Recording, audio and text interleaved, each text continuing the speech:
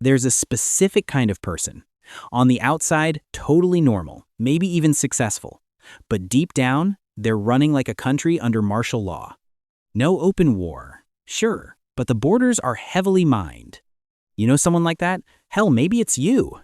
You walk into a coffee shop, first thing you do completely on autopilot is pick the seat that faces the door, or you back up against the wall. You're talking to your boss. They micro-frown for literally a quarter of a second, and your stomach drops. Your brain instantly maps out 3 different scenarios where you get fired. You're hypersensitive to tone. A text that just says, "Come see me real quick," is enough to ruin your entire night of sleep. People praise you for it. They're like, "Oh, you're so perceptive, so intuitive, you read people so well." But they don't know. That intuition, it wasn't a gift. It was a visceral survival mechanism. You had to learn to read rooms by the time you were 10 because back then, if you didn't watch the faces of the kids around you, you got hit or iced out. If you were bullied growing up or just straight up excluded as a kid, this video isn't about your old scars. We're talking about the room you're standing in right now. Why you, at 30, are still paying the price for the mistakes of 10-year-olds decades ago. Before we dive in, hit subscribe and join us here at DeepShift. Let's decode the dark corners of human behavior, together, every day. Now, let's look at how your brain actually got rewired after all those years. Growing up, adults used to tell us this incredibly irresponsible line: just ignore them, don't stoop to their level, you'll grow out of it. Grow out of it? Wrong. The human brain does not work that way. Think of the alarm system in your brain, the amygdala, like a guard dog. For someone raised in a safe environment, this dog is pretty lazy, only barks when there's an actual intruder.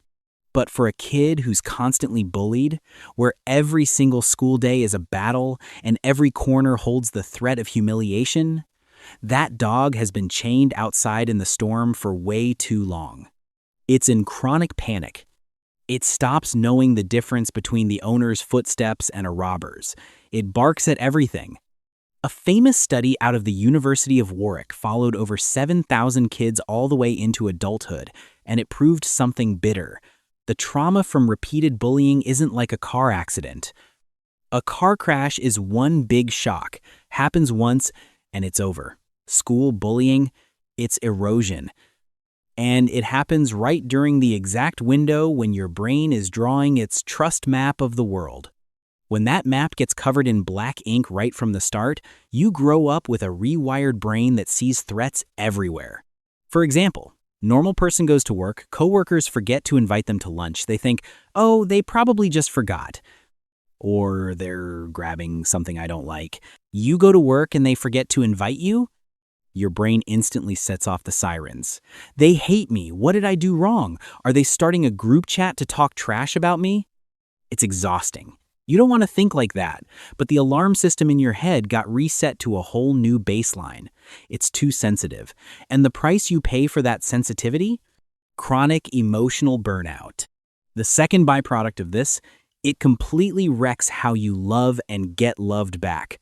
Psychologists call it hyper-vigilant trust. It's not that you lose the ability to trust.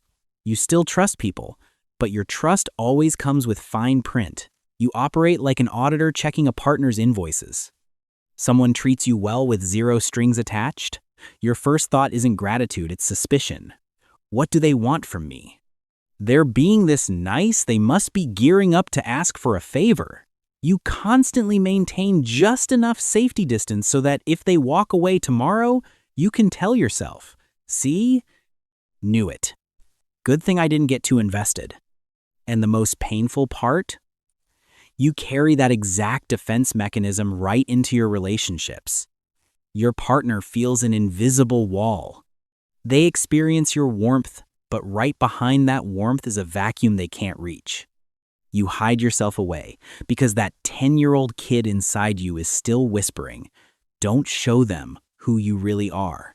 Remember last time you showed people what you liked? They turned it into a joke. But fractured trust isn't even the scariest thing here. The scariest thing is this, your inner voice. When you're bullied for too long, the trash other people talked, "You're too fat, you're a freak, you're poor, You don't belong here. That stuff doesn't vanish when you graduate. It crawls into your head. It replaces your actual voice. Now, you're 30. You're looking at a massive promotion.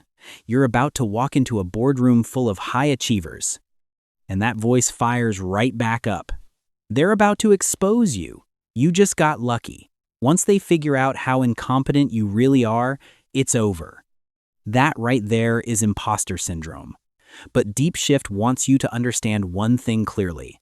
That toxic voice tearing you down every night, it's not yours. It's the voice of insecure kids from years ago, or maybe parents who didn't know how to love, that you borrowed and kept playing on a loop to torture yourself.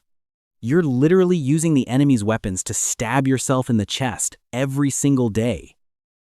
To survive that voice, most people who were bullied pick one of two masks to cope. Take a look and see which one is yours. Type number 1. Making yourself incredibly small. You choose to become invisible. Back in school, you sat in the very back row. At work, you never raise your hand to speak. You agree with everyone, even when you secretly think they're being ridiculous. You don't ask for promotions, you don't ask for raises, you don't argue.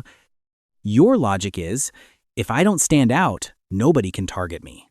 You shrink yourself down into a tiny speck, willing to sacrifice your entire potential just for 2 words: total safety.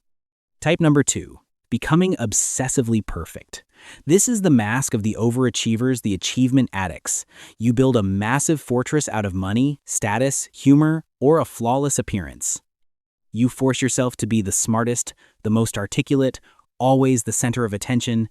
You think, if I stay at the very top, nobody can reach high enough to hurt me again. On the outside, you look dripping with confidence, but truth is that confidence is just proactive defense. You have to play the role of the powerhouse because you're terrified of feeling as weak as you did back then. Both of these are incredibly smart survival strategies.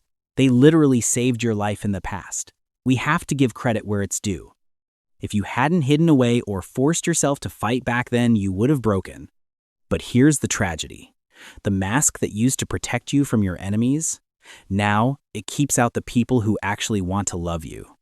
The shield that blocked the arrows has turned into the cage that traps you.